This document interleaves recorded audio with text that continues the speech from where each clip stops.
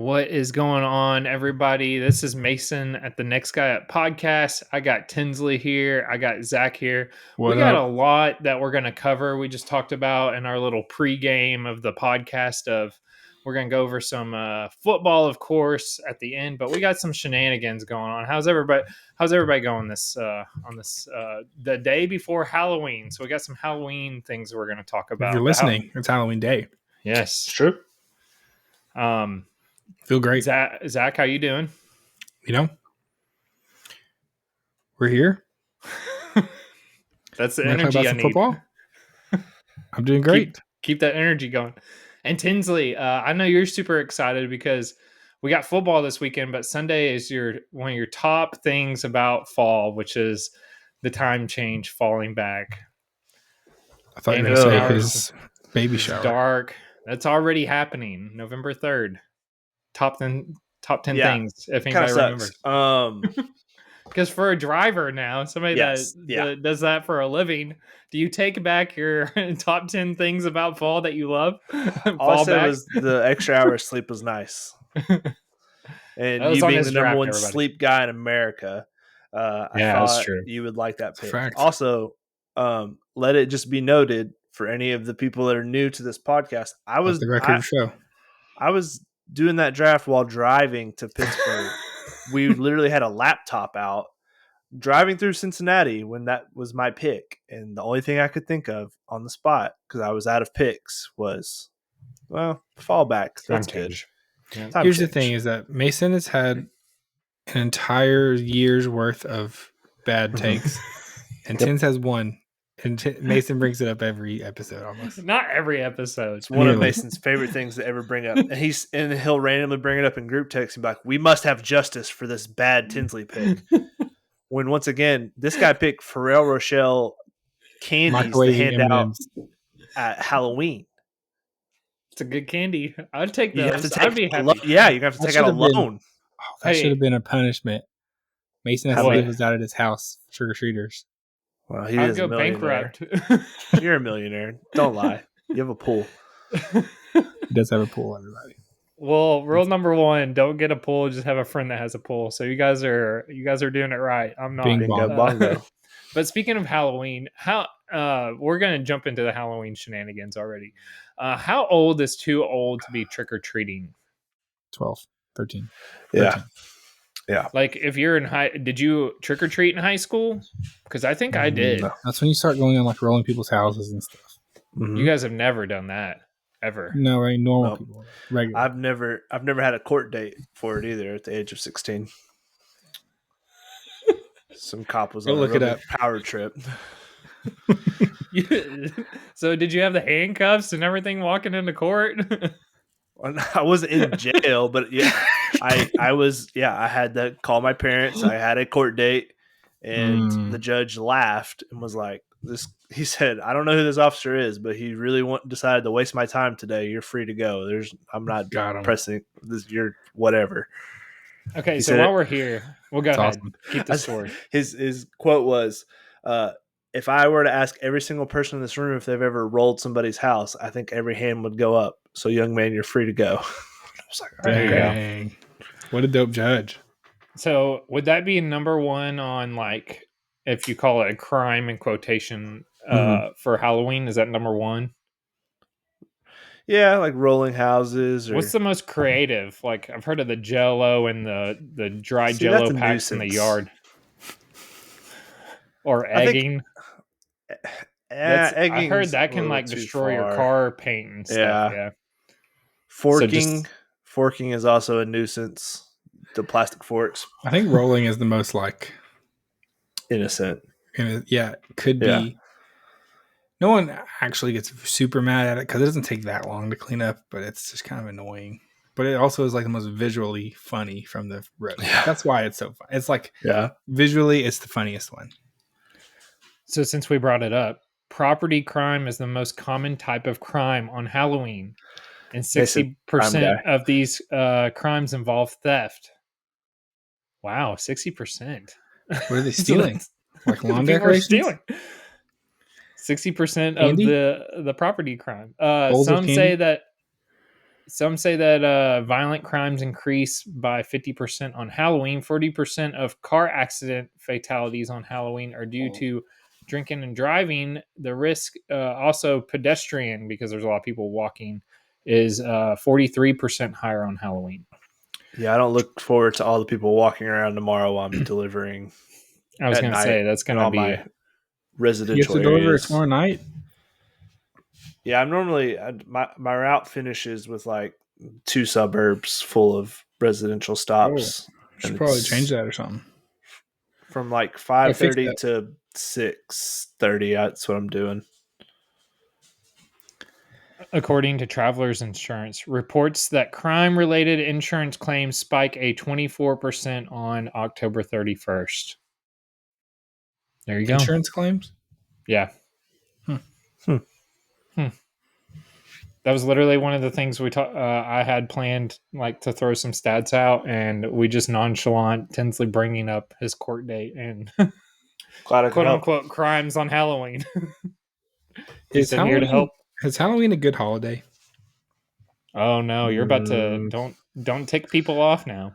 No, not for like the ghost. Like, is it actually just like if you're not? I guess if you are a small child or you're like taking a small child around, it can be fun. Otherwise, is it fun? So here's the thing: you're like a party person, like, yeah, it's a big thing for that. But yeah, I think if you're just like 28-year-old guy or girl, with no kids, like what's Halloween for you? Mason, what are you gonna do? Yeah, so here's also the thing, because we talked before we started the podcast that none of us are scary movie. Like, I literally looked at my wife Jalen and was like, I wish there's like no good Halloween movies that are not horror films. Like, it's either like Hocus Pocus and like Casper. I'm not 12 anymore, so it's like Halloween what good Halloween Town. Casper still slaps. You need to calm down. What's that one Adam Sandler one? Casper. Do what? The one Adam Sandler one. Oh, Huey or whatever. Don't get him started on that. He's gonna be mad. He's gonna do a whole breakdown of how it's such a waste of time. Yep, let's start it right now. No, I'm just kidding. Anyways, no, it's just like, and we don't have trick-or-treaters. We got really excited, probably scared the kid to death when we had one kid come to like trick-or-treat last year. And we gave them too much candy because we bought all this candy just for one person, basically. But this year, I think we're going to keep the lights off. So it's like, yeah, we don't really celebrate with kids. You guys are like the Scrooges of Halloween. We'll keep the light on for one kid, Zach. Have some Ferrero Rocher for him. I'll have those ready. How many people are really just going to like just random neighborhood to neighborhood? Nobody. Truly trick-or-treating. Like, honestly, like everyone has like trunk or treats, or like all businesses like have stuff, and it's just like it's like a planned thing now. Or even if like Halloween falls on a Thursday, for the most part, everybody just does it on Saturday. Yeah, I did a history with Mason last year where I talked about the history of Halloween, and I was just nonchalantly reading this, and it was like due to people putting needles in candy, and it was just like that's where it kind of fell off. Was where hardly ever happens. I know, but that was where everybody freaked out. Yeah, letting your children just run door to door in a random neighborhood is not necessarily something people do that often anymore. Yeah, I would say not. I like Halloween movies more than you two, probably. I like some of the old school ones. I don't really like the gory ones, like the Saw movies and stuff, but I like some of the classics are enjoyable for sure. Like the original Halloween is like it's fun and it's good.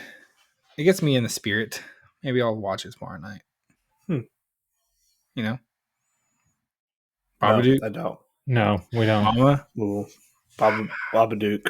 Babadook is the scariest movie ever made. Babadook's no joke. It's for real. So since we were talking about trick or treating and dressing up, I was curious on like what the costume trends are for 2024. And I found an article like that they pulled from all the Pinterest lookups of. Do you guys want taking guesses? So these are like trendy things that are going on now, or people. movies. Think of anything that's movies. I have a couple. People. Yeah, Okay. I got a couple. Spider-Man. Ooh. Not on this list. Barbie. Hot Tua. It's pretty good, but not on this list. I worked really hard to try and find a Mudang costume for my baby. I could not find one. Dang I it. tried really hard. They do not exist, apparently. Chapel Roan. No, I don't know who that is. I didn't either, kids' costume. Or is this kids' costumes or adult costumes? They all look like they're adult costumes. I probably should have said that to start. Sorry. Me and Zach have been just saying viral things, trending things left and right. I was saying things that kids could wear, like Spider-Man, Barbie. Okay, so Donald Trump. I'll help us out. Nope. So Beetlejuice. Okay. The movie Wicked. That's coming out, the new one. Sabrina Carpenter, Olivia Rodrigo. They did a resurgent of the Cowboy Cheerleader show. It's gone on for like forever, but they did a Netflix series. So Cowboy Cheerleaders and Dune characters. Like from the movie Dune. Lame. Well, that's... Yeah, I should do Gladiator. Do what? That list sucked. Gladiator. That could be a cool costume, right? Could be. I don't have the body type for it, probably, but... Yes, you do. Could be electric. Could be a power gladiator.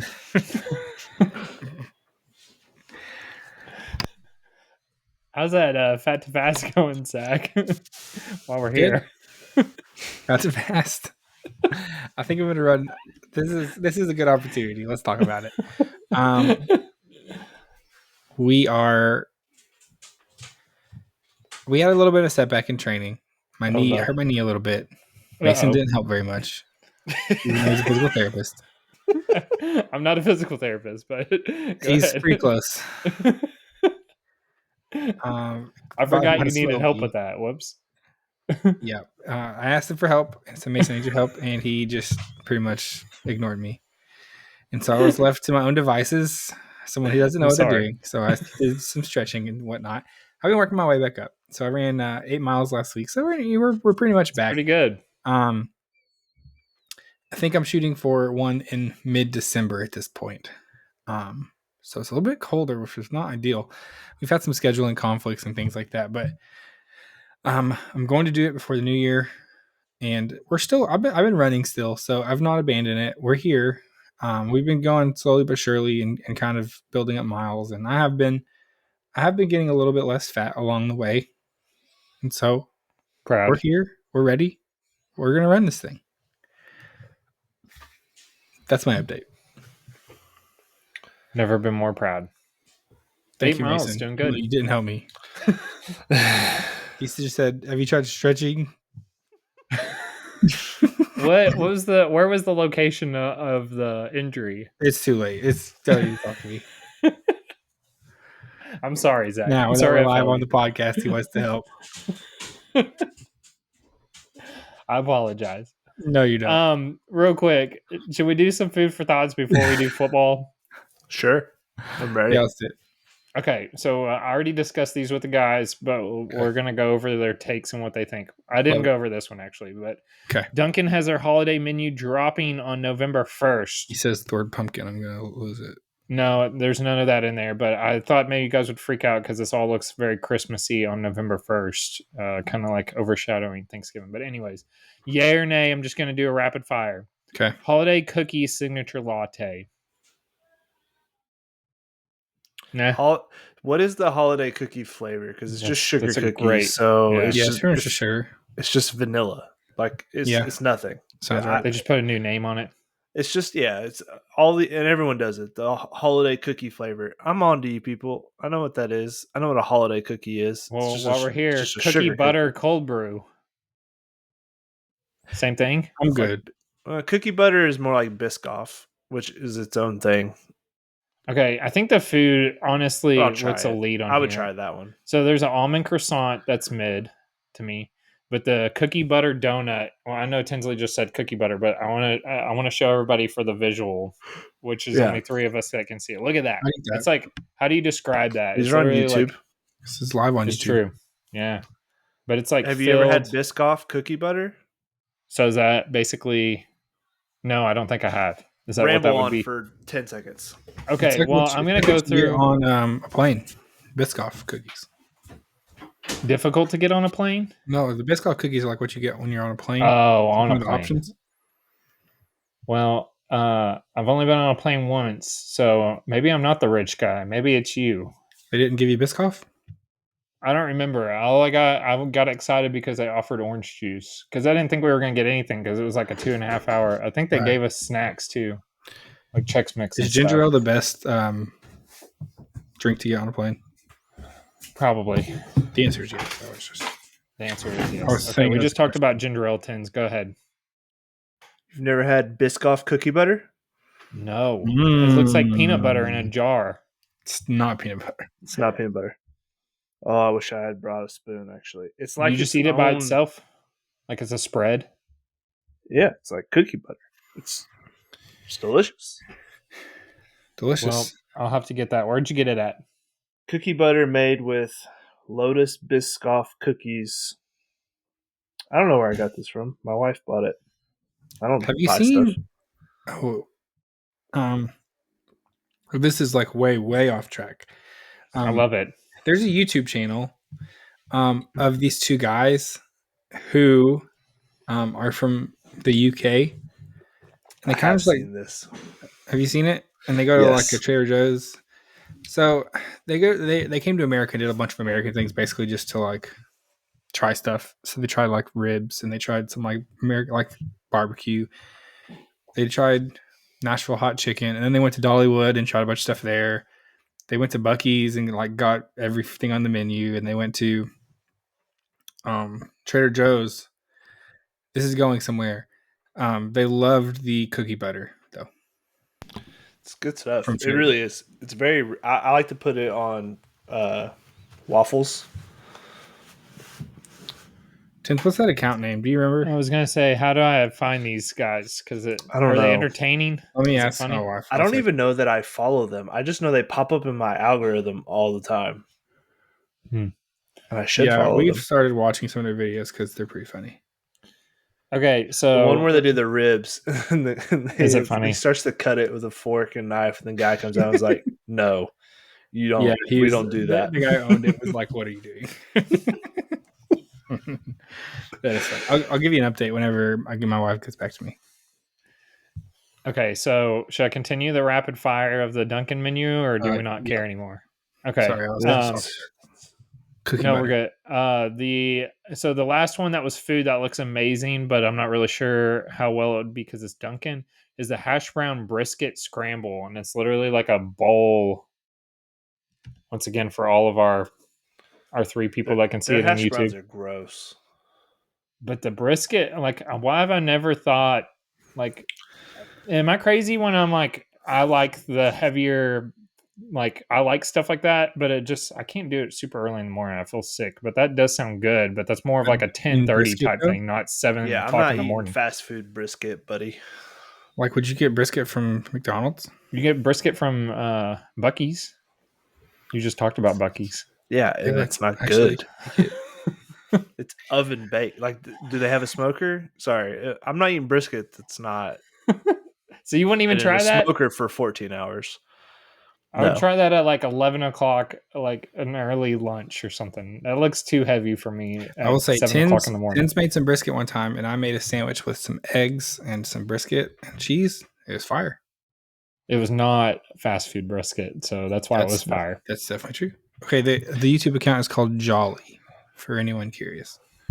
Okay. Jolly. Okay, wrote it down. Very funny. You just sent it too.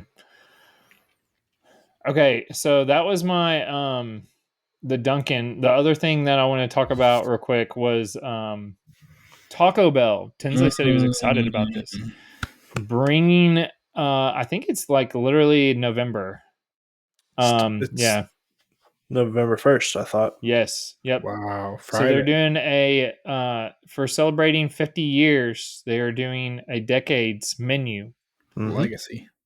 Everything's under $3. Yep, $2.99 I think is what I saw for everything. Yeah, each thing is under $3 for a limited time only. 60s is the tostada. 70s is a green sauce burrito. I don't think I've ever had that. Oh, it's a bean burrito with the verde salsa. It's very good. The Mexi Melt is the 80s. The 90s is Gordita, and in the 2000s is iconic caramel apple empanada. That's not coming out though until till November 21st. Yeah.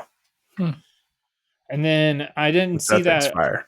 I didn't see all that in what Tinsley was talking about, but apparently they got some merchandise coming out that's going to be fire, like cups. They've got and the hoodies the four different logos on hoodies, and then with any combo that you order, you can trade in your cup for a stainless steel logo cup. And so they've got the 4 different logos. Wow. The 2 retro ones I really, really want. The 2 modern ones are cool, but I know what's going to happen is people are going to just abuse that and get all the cups and then sell them on eBay. So you'll find me on eBay buying. I'll have to have at least all 4 of those, at least one of them. So you have to upgrade charge is what you're saying. If you buy a combo and then probably spend like $20 on a cup. Probably. Well, that just means that you have to go and get 4 combos. I've seen you eat that much Taco Bell. So here's the thing. Just say, can I get 4 combos and one of each cup, please, on the opening date, November 1st? So tomorrow. I burned a lot of calories this whole UPS thing. I got I stopped at Taco Bell the other day. Morgan and Macy had already eaten dinner, and they're like, just stop and eat dinner before you come home. And so I went to Taco Bell. Mason, I spent $33 on Taco Bell by myself. I believe it. Mason, I believe it. I ate all $33 of it and then ordered $8 more of it. And we talked. I didn't mean to get him fired up about his app situation, but you realize how many points you're missing out on if you spend $31. You would already be like the fire level, which has way better free stuff than the mild. They do like the sauces, where it's like mild, medium, whatever. I remember. I was there once. I was a member at one point. It worked. I get an email once a week saying, "We miss you. Come back." I've tried Taco Bell. I still eat there. I can't use your stupid app. No one will answer me. We even try to get Snacking with Zach to help out. And this freaking Celtics game just with the overtime, which doesn't matter to anyone but me right now. Anyway. There you go. Sorry. I'm really mad. About the app or the Celtics game? Both. Double whammy. The Celtics were losing by double digits, and then I blink, and it's overtime. We literally talked about how trash they were because they were losing that game. It would be a shame if someone had them on their dynasty team. Shut up over there. You want to do a dynasty update? No one wants to do a dynasty update with you. Well, as of right now, we don't have the winner of the series game tonight. Yep. I don't know. The Yankees are looking pretty good early, but the Yankees got them 5-0 right now. Bases loaded. Yankees looking frisky. The brothers have sparked the comeback, baby. They did. Should they be at the parade if they do a comeback? Definitely. Like in the parade. I think they should get their tickets back for next year. I think they were just suspended for 1 game. Really? Like tonight's game. Yeah. I think that's what I heard. No, I'm pretty sure they got banned from the stadium. That'd be shocking. I'll have to look it up. For maybe the account that I remember seeing it. Maybe I fell for the internet again. That tends to happen quite a bit. I had a notification about it earlier, and I skipped over it because I was like, "It's baseball. I don't really care." But now I wish I would have read it. So I'll find it. Don't you worry. Okay. Well, I think it's time for football because we have a lot to cover. So. Gentlemen, you want to start out with some college? Gentlemen. We do. Gentlemen. It's a big weekend in college football, everybody. Huge weekend. We are getting into a part of the year where the playoff picture becomes very important as we look at these games coming up this weekend. We have some big games. Nearly all of them have some potential to be huge for the playoffs. A couple of them are possible elimination games. Spoiler alert. So Tins, do we want to just jump right in? Yeah, let's hit it. We I like the did list a you lot of sent. playoff talk in our last episode. So if you want to hear some of that, you can go back and listen to it. We're going to try not to talk about the playoff picture every single week and just do the whole thing, because I know you probably could, because there's a lot to talk about there. But we're going to try not to. So, the obvious headline matchup of the weekend that everyone's had circled for a while: Ohio State at Penn State. Happy Valley. This has turned into a huge game. We have an undefeated Penn State hosting a one-loss Ohio State. Let's say, for the sake of argument, though, that this Penn State team is definitely not really been tested a whole lot. They played Illinois, who was a little bit of a test, but this is an intriguing matchup of an Ohio State team that had a close loss to Oregon and then played Nebraska really close last weekend, and a Penn State team who has looked pretty dominant. Except, I mean, they took USC to overtime at USC. Other than that, it's been pretty dominant across the board. So they beat Wisconsin 28-13 last week. Huge matchup here. Tins, how do you feel about this game? Yeah, so this is, I think I'm going to go against what I've been saying a lot of. Is I expect Penn State to kind of just fall over themselves when they get to a big spot, because that's traditionally what they've done. Yeah. I think Penn State has shown me enough this year that I'm going to do the unthinkable here. I'm going to buy in to this team. This Penn State team has looked good defensively. They've always been great. Drew Aller is playing like the offensive coordinator hired, taking the guy from Kansas. He's got a wild last name. I'm not Is even Drew try Aller it. playing though? That is the question. Everything I've read is Drew. Everything I've read is Drew Aller is going to play, but they are going to have some packages with the backup quarterback, who is more of a mobile college. Yeah, Drew Aller is a pocket passer, NFL style quarterback. The backup is more of a, we can get some RPOs and read option, like speed options and some more of that kind of wilder stuff, but he's still got a good arm. I think Ohio State has just looked pretty pedestrian, in my opinion. They've had some close games. They've not been anywhere near dominant how you think Ohio State team is, especially in the Big Ten.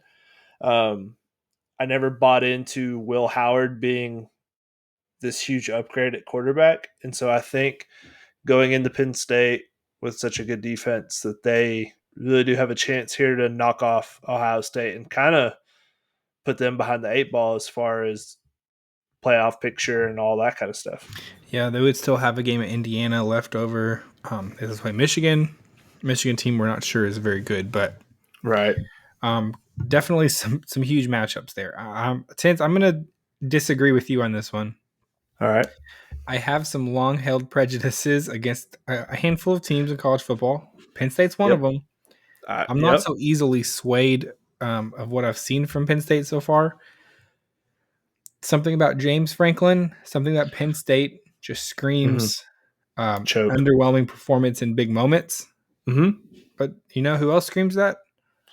Ryan Day at Ohio State. Yeah, that's true. You know, we have a couple of coaches here that have a tendency to shy away in the big spotlight moments. Yeah. It does seem like Ohio State is a little bit underwhelming athletically compared to some of their former teams, especially on their offensive line. I think their offensive line is going to struggle against Penn State's defensive line. I think it's going to be a very, very intriguing matchup, similar to the Oregon-Ohio State game. Yeah. I think Ohio State lost their left tackle last week as well. Oh, okay, there you go. He's a big time player, like top 15 draft pick probably. I think we would be remiss to pretend like home field is not going to make a big difference in this game, even though it's kicking off at noon. Mm-hmm. Shout out to the big people or the good people at Fox for making that decision, but they're kicking off at noon, and so whether that'll be as much of a factor, who knows? But it will be a factor for sure. Drew Aller's play and his capabilities with his injury is going to definitely be a huge factor in this game. I'll be honest. Like I said, I have some deep set prejudices against a couple of teams, and Penn State is at the top of the list. So I think I'm going with Ohio State here. -3.5. Which will really, really muddy the waters in the Big Ten even further, because then your top 3 team, or Oregon's undefeated, and you have 2 or a handful of one-loss teams, and it's going to get pretty messy. So there's my take on that one. If you're on any other teams, that basically my attitude is I will always bet against you until you prove otherwise. That list would be Penn State, it would be Miami, and it would be Notre Dame right now. I'm going to anticipate you being underwhelming until you prove otherwise. So one of those teams lost to NIU earlier this season. One of those teams should have lost 2 games to Virginia Tech and whoever the other one was. I mean, I agree. I know that I feel the same way about Penn State. I mean, I've said it. I think I've said it on here like every week, where I've bet against them quite a bit. Where I'm just like, okay, this is when Penn State is chokes and they blow a game they're not supposed to, and then they get killed by Ohio State and Michigan.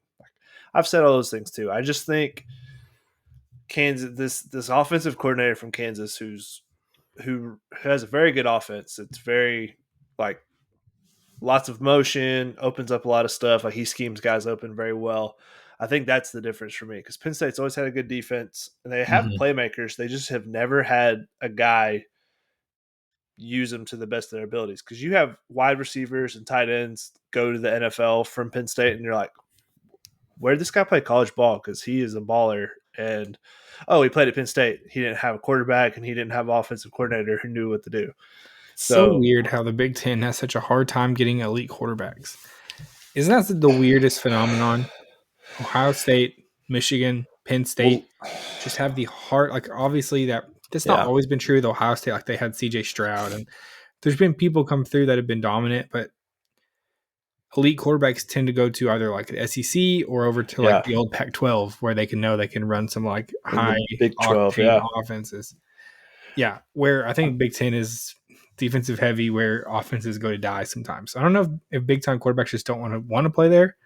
I think the weather. I truly think the weather. The programs are not known for putting good quarterbacks in the NFL, so that is a thing that like has to, like, these kids have to think about. Like, hey, do I want to get drafted? Well, I'm not going to get as much attention at a school like Illinois than I would if I go put up numbers at Oregon. So I think that does play a factor into it, and then just where they recruit. Like, if you look at like a Wisconsin, like all the local recruits for Wisconsin are big old offensive linemen. True. Not a lot of quarterbacks up there. We should do a study of where all the starting quarterbacks in the NFL played college football, what conferences, and I'm sure someone's done it before, but that'd be interesting. It's a lot of SEC and Pac-12. Texas Tech. It's just like going through my head right now. I'm like, yeah, Clemson. It's a lot of Big 12, Oklahoma, Kentucky. Just kidding. I don't know if there is a guy. At least not after this season. Okay, moving on. We have a game that I don't know if anyone would have circled preseason as being a huge game, but has turned into one.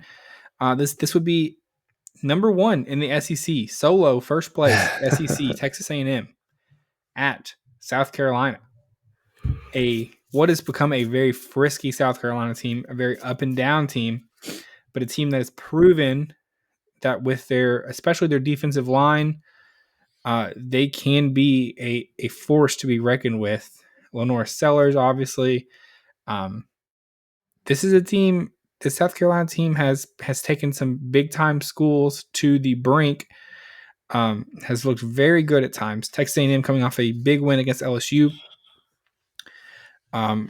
Playing away for they only have 4 away games all season, so mark this as one of them.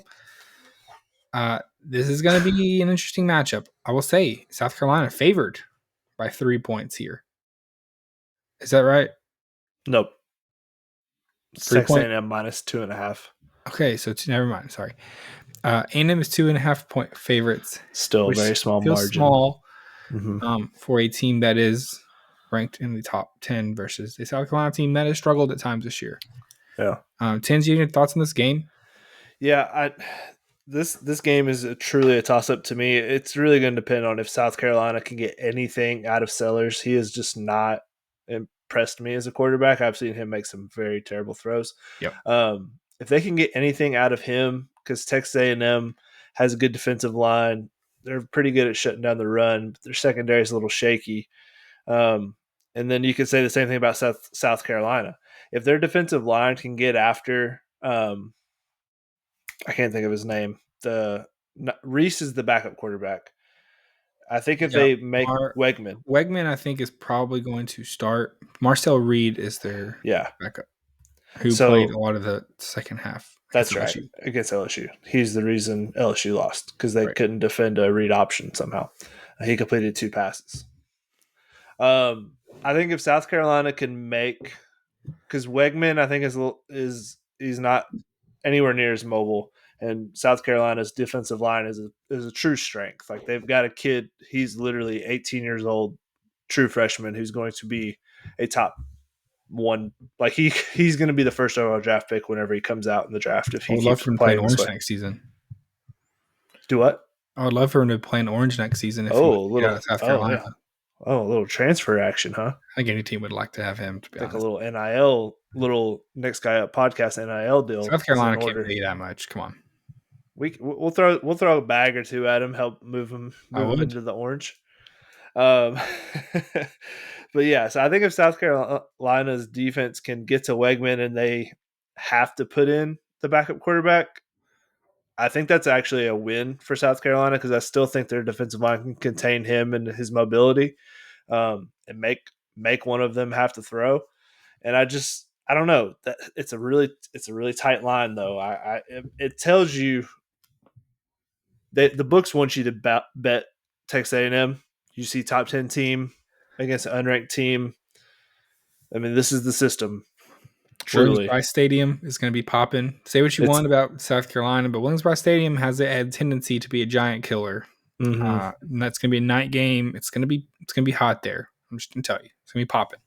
Yeah, it's a tough environment to go in and win, especially after you know, Texas A&M all season.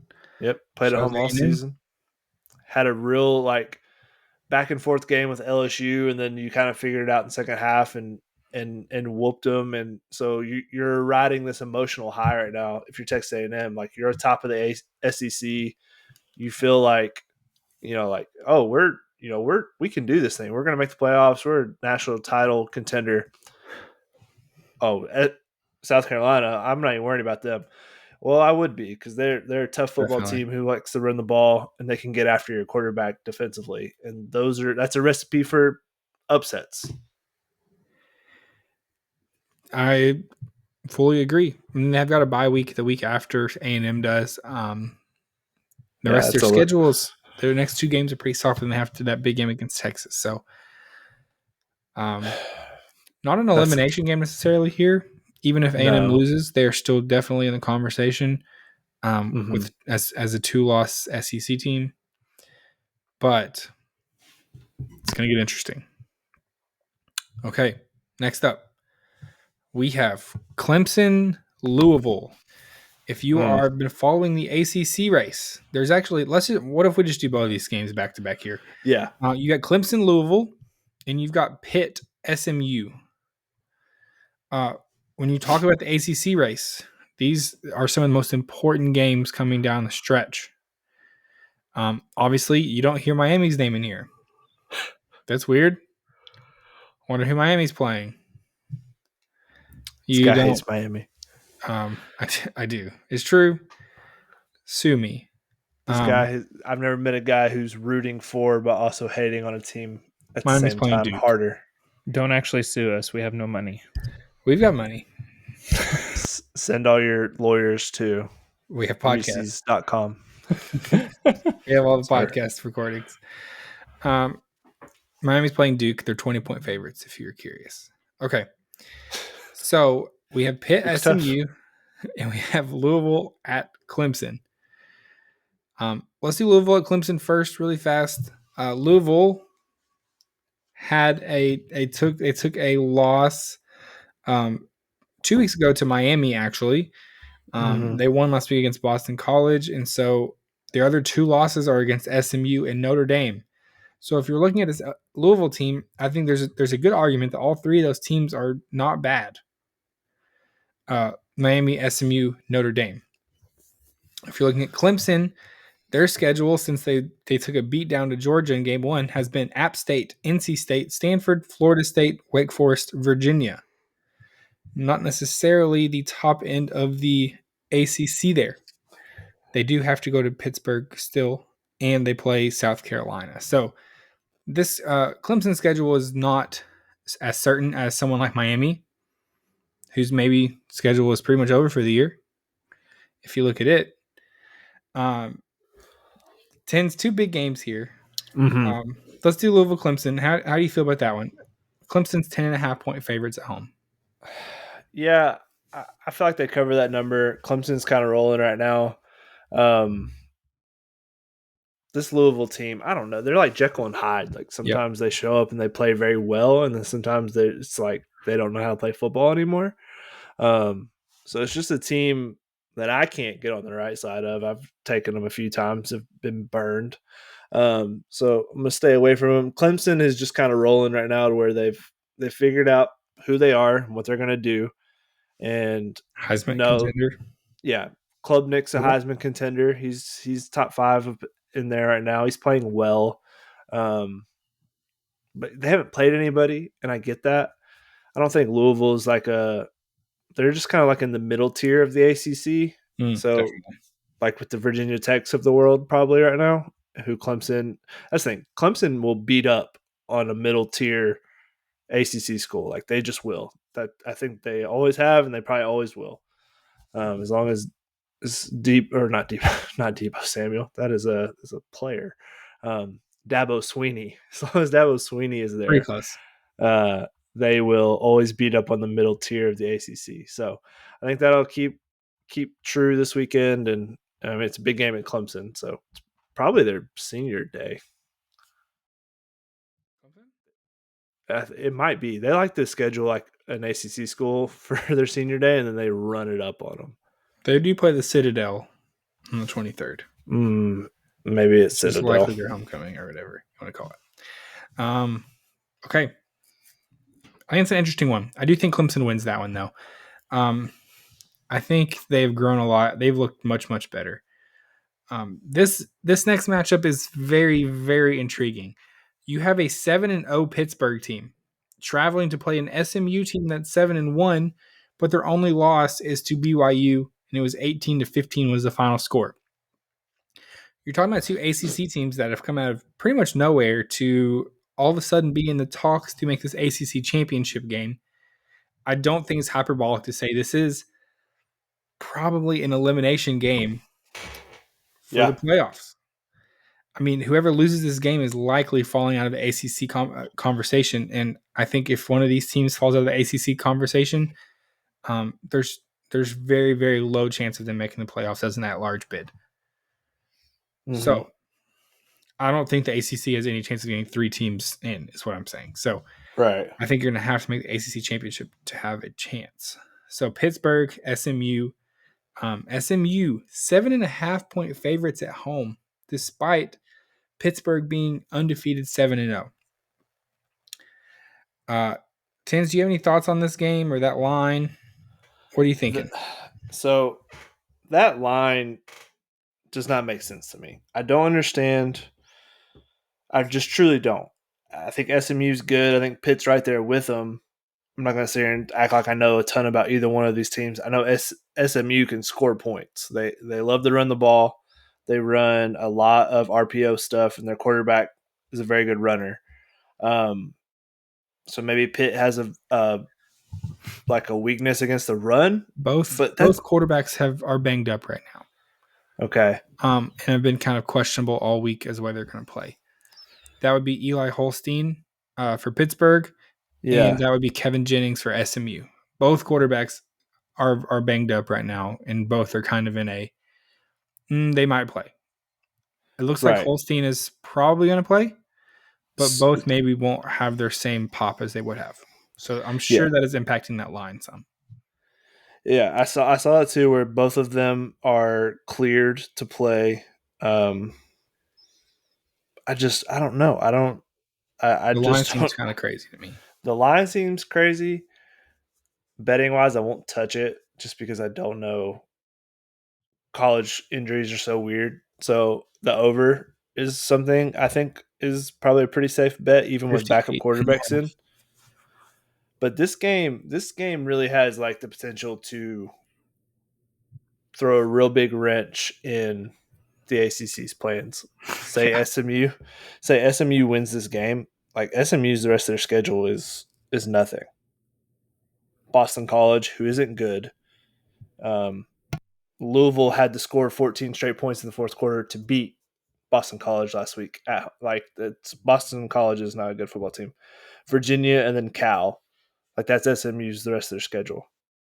That if they beat Pitt right here, that's it. They're in there. I don't know. I mean, I guess tiebreakers. I don't know what ACC's tiebreakers are, but that's no idea. They're it's undefeated in the ACC, especially with Pitt playing Clemson. Like Pitt could throw a wrench in there if they lose on Saturday, they could ruin Clemson's season, and Clemson could truly be on the outside looking in of the playoff picture after being ranked in the top 10.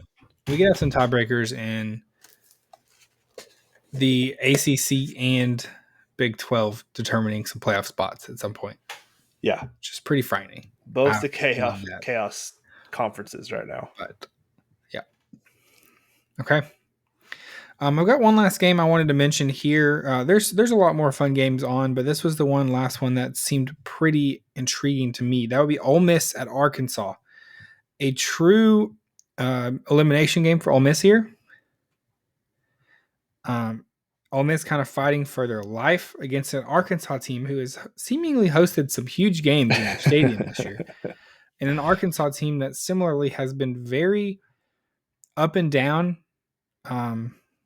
Talon Green has kind of been their life force, and they've ridden like his back to some big wins, and he's also played poorly in a couple games, and they looked very bad. This Arkansas team is also kind of that Jekyll and Hyde type team that we've talked about so far, but an Ole Miss team that has looked beatable, has not looked like the best team in the country, but also at times we know they've got the talent to compete with anyone really. 6-2 team there. So Ole Miss is 7-point favorites at Arkansas. Tennessee was also like 16-point favorites, and we saw how that one turned out. So who knows? Tins, what do you think about this one? Give me Arkansas. Give me the team who likes to run the ball, can play defense, a tougher style team. Ole Miss is soft. As soon as they get tested, they're going to say, "Oh, I don't like that. I don't want to. I don't want to do this." Could be.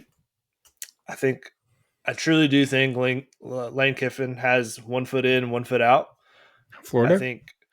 I don't know that it's Florida. I just think Kiffin is playing the game of if a better job opens, I might go take it, or I might take a pay raise at Ole Miss. Who knows what I'll do? And I don't think he's fully like, I think he knows like this is a national title team. Borderline, maybe not a playoff team. Like, I mean, I think they still have Georgia, right? Ole Miss? Yeah. Or something. They still play Alabama. Yeah. I don't trust this Ole Miss team. And I bought in 100% going into the season. I thought this was going to be a very good Ole Miss team. I was wrong. They played Georgia. I'm sorry.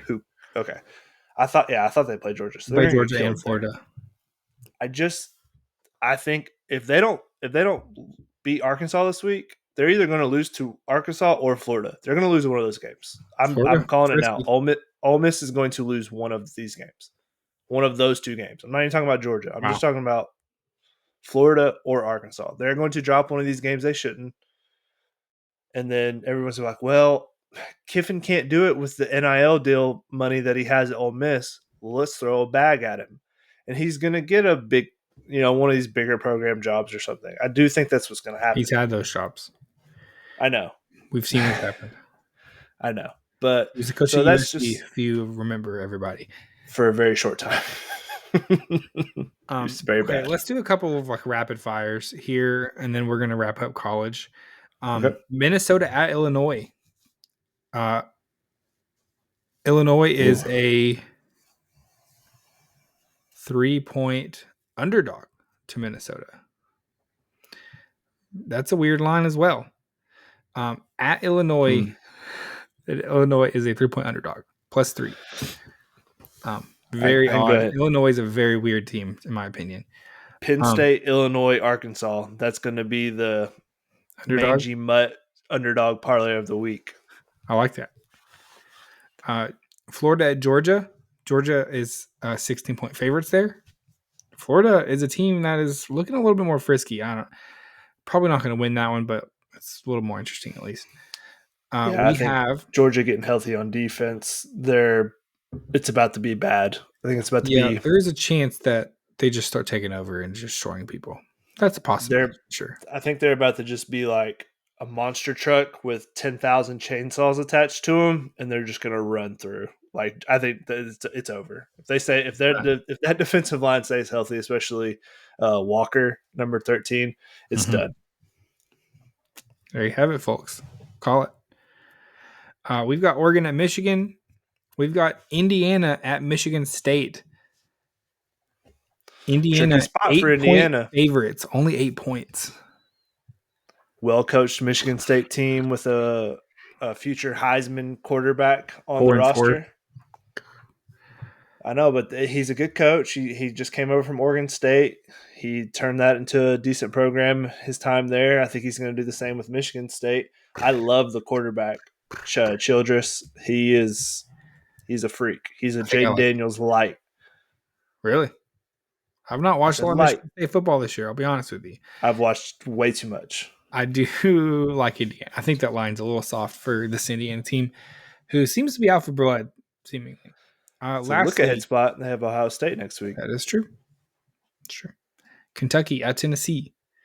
16 points for Tennessee. That seems like a lot for this Tennessee team, who has looked pretty bad. But Nico's getting right. Has seemingly given up in a lot of ways. There's some talks about their quarterback position and someone else starting. I've heard that Kentucky's offense has been very poor. Defensively, they are not bad. Offensively, that's going to be a tough matchup with them against this Tennessee defense, who is ranking in the top 4 or 5 nationally in most categories. So, yeah, good luck to them. Not really. Actually, bad luck. Yeah. Okay. Tens, anything else you got for college? No, nothing. Just glad got some Heisman future still alive. My guy, Gabriel, whatever his name is, Dylan Gabriel. That's his name. It's looking pretty good. Where'd you get that at? Plus 800. We got to check and see what's at now. Feels good about giving it to a non-quarterback. Yeah, that's the thing. They don't. Unless you break some historical stuff at a big-time program, it's kind of hard to win it. As fair or unfair as that is, who am I to say as a guy holding a Dylan Gabriel ticket? I don't know. I can't. If I had a vote, if I had a Heisman vote, it'd probably go Travis Hunter. But I don't have a vote, unfortunately. So nothing I can do about it. It's out of his hands, folks. It's out of my hands. I mean, what else can I do? Okay. There you have it. All right. So that was college. Me and Mason are going to talk about some NFL. Really a lot of news going on. It feels like NBA trade deadline right now because multiple teams are selling, multiple teams are buying, which we don't normally see this in the NFL too often just because it's so hard to get traded in the middle of the season and pick up a playbook. But I think to me, this shows that there's some teams that really think they have like the window is pretty open for them to win a Super Bowl this year, and they're going after it. So any of those kind of trades kind of stick out to you as like a team that thinks like, okay, our Super Bowl window truly is open. Let's go after it. And maybe not a trade that happened this week, but yeah, I know some even happened the week before. It's been a while, and we still have till Friday, or next Friday is when the trade deadline is over. So who Well, I knows? am There gonna, could yeah, be some more trades probably. and I'm guessing there probably will be. I can't remember a year that we've had this many trades, to be honest. And when we did have trades, it was like linebackers that were okay, or like I feel like these are a lot of playmakers, a lot of fantasy like aspects. Like we had DeAndre Hopkins and then Deontay Johnson um, that just got traded to the Ravens this week. That's probably the one that stands out to me the most, just because. So I don't know if you guys watched any of that Ravens game against the Browns, but Rashawn Bateman took a deep pass to the face mask. It was like a not top 10 play of just like literally hitting him in the helmet. And it was pretty funny to watch. Zay Flowers was one of my future Friday picks, and he's done okay, but not enough. And so it's just one of those things. I have the Ravens on my dynasty team, and I've just been like destroyed as a Titans fan to see Derrick Henry as successful as he is. And so just to see them get a weapon, I'm not sure how much you're kind of feeling about Lamar. He's in the top 3 of like MVP right now, but that team, all they needed was like, and everybody's like, oh, Mark Andrews. Well, they got Isaiah Likely there. And Mark Andrews did have like a decent game where I'm just like, he doesn't need to like be last year or the year before Mark Andrews anymore. But that was the one that kind of stood out to me the most. Just because I've always liked Deontay Johnson, I just feel like bad teams were holding him back. And to Yeah. see him go from the Panthers to like almost like DeAndre Hopkins, like a really bad Titans team, a really bad Panthers team, to like a Super Bowl, like that's kind of where it's like you feel for the guy because he's what? No, not really. Ravens and Super Bowl. That's not. Ever since You're Joe Flacco and Ray Lewis are on the team, that's not real. So well, I'm unless we're just talking saying about it could them, be it could be a possible like. I do think Go that ahead. is a trade that tells me like the Ravens fully see that the AFC is a little bit down. The Chiefs are not the Chiefs of last year, the year before, because everyone said that about the Chiefs last year, and then they won Super Bowl. So DeAndre Hopkins didn't really do anything last game though, but that could be just him because he's getting involved old. in the offense. No, he's just old. He's just I going to think be that's a yeah. jump ball red zone target for them. Like that move wasn't anything like crazy. Was there anything that stood out to you trade wise? Yeah, no. So I definitely agree. I think the Ravens see it as like their window is open. So let's go get a playmaker. I love Deontay Johnson. I have him on just about every fantasy football team I have. So I'm glad to see him out of the Panthers so he can get some targets. Because that's what I thought. I was like, well, he's going to be on the Panthers. They suck. So he'll get targeted like 15 times a game. Turns out they can't even throw the ball 15 times past the line of scrimmage before the quarterback is being chased down. Who knew? Not me.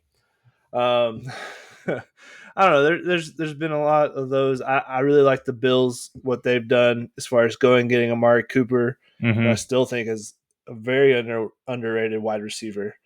I don't think what the Chiefs did as far as getting DeAndre Hopkins is anything crazy.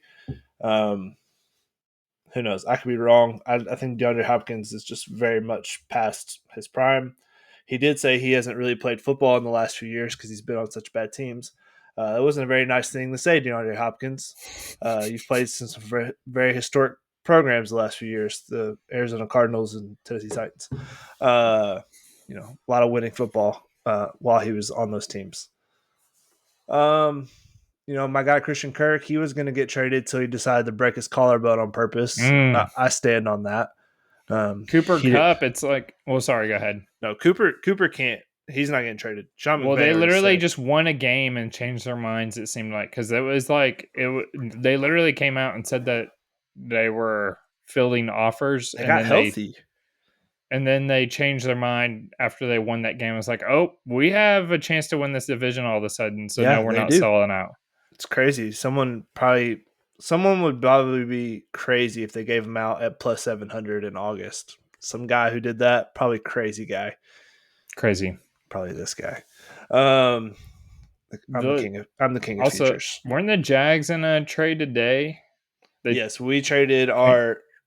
This isn't a Jaguar podcast, but no, I know we drafted Cam Little or not Cam Little. Walker Little. We have 3 guys with it's a whole thing. Anyway, Walker Cam Little. Robinson.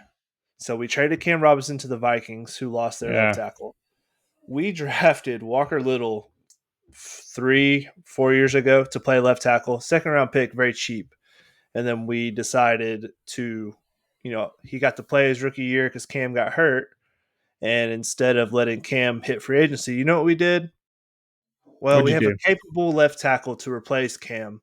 But instead, let's make Cam Robinson the 5th highest paid left tackle in the league so Walker Little can just sit on our bench and get angry. And now he does not want to resign in Jacksonville. He's already said it. He will be a free agent after this year. And so now we have no one to play left tackle next year. So it's either going to be a rookie or maybe the new GM and Ben Johnson can convince Walker Little that he should stick around, which I think is what's going to happen because him and Trevor are boys. But that new GM, whatever his name's going to be, I don't care. But Ben Johnson could probably talk him into staying. You like Ben Johnson? Yeah, Ben Johnson might be Ben Johnson or bust for me. I've heard he's got some ties to the Bears. Thoughts? Yeah, I heard that. I know where you heard that, and I heard it too. And I don't like it. It does make sense because he did essentially have the Washington Commanders job locked up, and then he said, never mind, I'm going to stay in Detroit. But that's okay because Clint Kubiak, he's pretty high up on the list too, and then Cliff Kingsbury. A lot of guys with the letter K starting their first and last name. I don't know what that's about. So I had a couple other breaking news things. This is big news, huge news. Zach, Jameis Winston won AFC Player of the Week. We're doing this. This is a bit show. Are we just doing bits now? Jameis Winston bits? Won AFC Player of the Week. How's that a bit, Tins? That is not a bit. That's an award that he won. That's real. That's a real thing that happened. AFC Player of the Week. Big deal.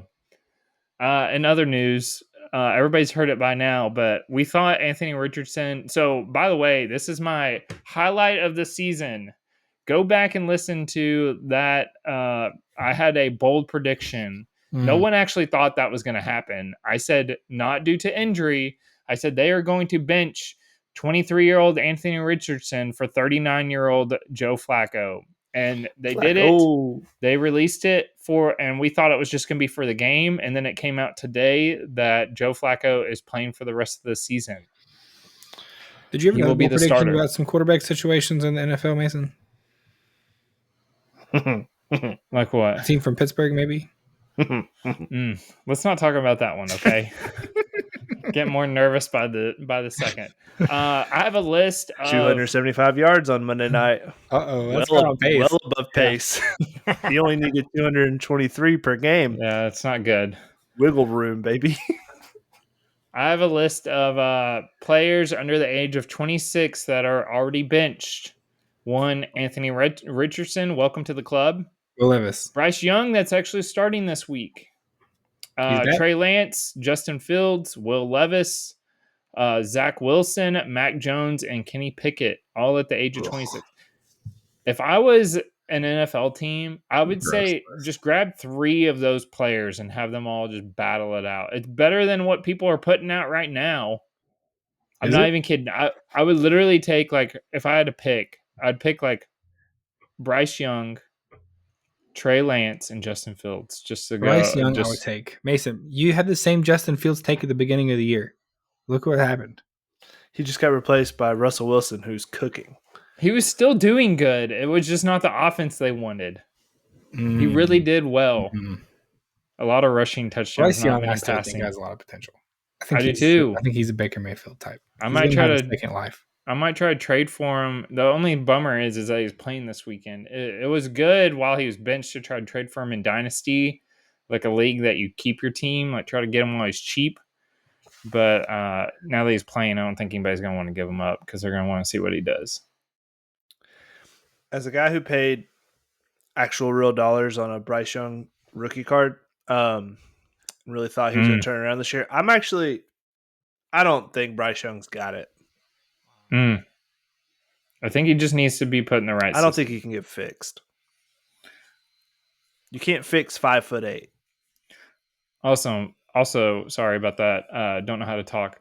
I sent a stat to the guys earlier today. Tim Tebow's 2011 season was better than Anthony Richardson's 2024 season stats so far. So take that with you will. Yeah. Anthony Richardson's terrible. No shocker there. None of us have ever said that he was going to be good. I think every time Anthony Richardson gets brought up on this podcast, we all just go, "Oh gosh, he's so bad," because it's true. He only played 11 games in college, a small sample size. In high school too. He didn't even and then I heard it on a podcast. He has started less than 30 games at quarterback in his life. And then Trey Lance, I brought him up earlier. I'm pretty sure we had a small sample size from him too. Yeah, because his COVID season and stuff. He's a guy that I still think he deserves another chance. I think all those guys did. Probably not Zach Wilson. He's had enough. He's had enough chances. No, if he can't beat out Bo Nix, then he's probably cooked. Yeah, I'll go ahead and tell you right now. If Zach Wilson gets onto the Rams somehow, it's over. Super Bowl after Stafford retires. Wow. It's kind of crazy that Kenny Pickett's 26 as well. I felt like he was younger than that. That list was wild to me. I don't know why. He was really old in college. He was an old guy in college. But he's older than Trevor Lawrence. Because him and Mac Jones were they the same age? I have to look at that again. But they were both 26, I think. I feel like Mac Jones has been in the league forever now. Now a Jacksonville Jag. He looks good in teal. He's from Jacksonville. Big Blake Bortles fan. Wow. Look at that. He grew up a big Blake Bortles fan. Lots of pictures come out in Bortles jerseys. Can't blame him. That's good decision making. Blake Bortles is a legend. Bortles Combat, best team name of a fantasy Tinsley ever owned. It's true. I need to just rename my team that. This is the last time I was good at fantasy football was when I was Bortles Combat. Well, that's all I had news-wise, really. It's been pretty good for the most part, but those were the highlights. So Jameis Winston. Oh yeah, I need to check comeback player of the year. We might check that next I have some breaking news. Oh, okay. In the time that we were recording this podcast, Bronny James hit his first career NBA points. Saw that. And the Dodgers came back as well. They were down 4 or 5-0. Right? Yeah. Last I checked. Now I'm checking this comeback player of the year. Would be a real shame if Zach went and got 6 more points on us. Yep. Oh, they don't have comeback player of the year. I think they took it down because they knew it was a lock with Jameis. So it's not on here anymore. Some people are saying. On what, DraftKings? He's minus 1,000 now, so we just got to take it off. Yeah, it's not on here. Coach, defensive, offensive, and then the rookie of the year is an MVP. Joe Flacco could be comeback player of the year potentially, right? Is he up there? No, he can't because he's not coming back from anything. He was a backup quarter. He started last year. The reason he won it last year is because he wasn't on a team until week until the Browns signed him and then became a starter and took him to the playoffs. So I don't think he can win it just because he was the backup. What about Kirk Cousins? Kirk could win it. That's a very real possibility. Wow, you're right. Okay. Here we go. Apparently, Kirk Cousins is plus 300. Oh, does it hurt? But I don't know if that's live. Don't like does that. It hurt? Oh, he's plus 150 on FanDuel. Kirk Cousins, followed by J.K. Dobbins at plus 550. The guy who's coming off of 2 Achilles tears and then is now one of the top 10 running backs in the league. Wow, good for him. Much better story than Jameis Winston, who has been a career backup. But did J.K. Dobbins throw for 300 yards last week? He did not. People were asking. That's 1 week. Did he have a couple of electric press conferences? Ooh, Nick Chubb creeping up the list. Oh, yeah. He also had a gruesome injury. Also, why is Damar Hamlin on this?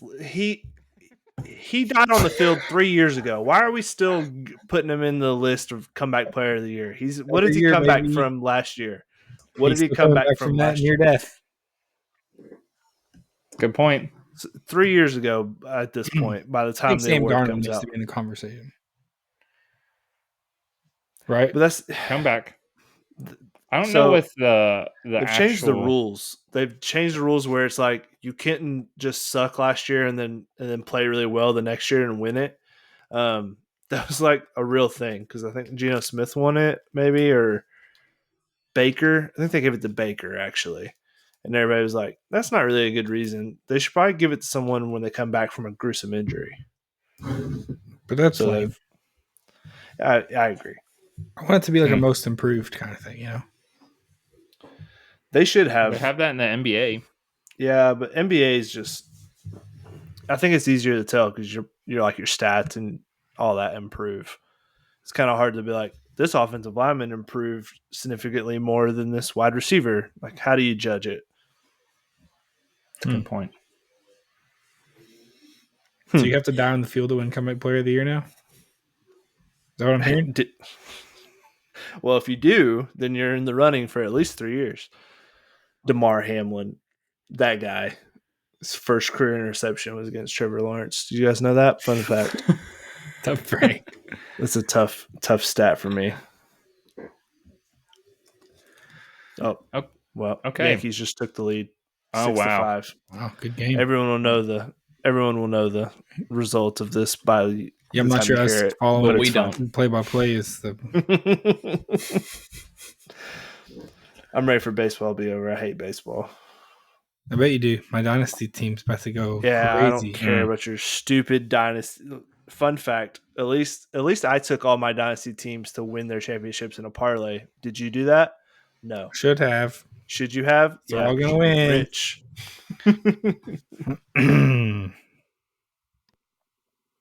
Okay. Feel good, everybody? Yeah, the fact that I just about choked to death on my own laugh. I almost died. You can win comeback podcaster of the year next year. Oh, let's go, baby. I did. Almost died right on this mic. Thank you guys for listening. We are excited for this weekend in football. Some big stuff happening there. Be with us on the Discord as we drop some bets. Tins has been he's been hot. He went even last week, but he's been overall the last like 3 or 4 weeks. He's up pretty big. So be with us there. We have lots of betting happening. We are responding into games and things like that. Having a fun time. We will be back with you on Monday for our reactions to everything that happens this weekend. We hope you have a great Halloween. We will see you next time.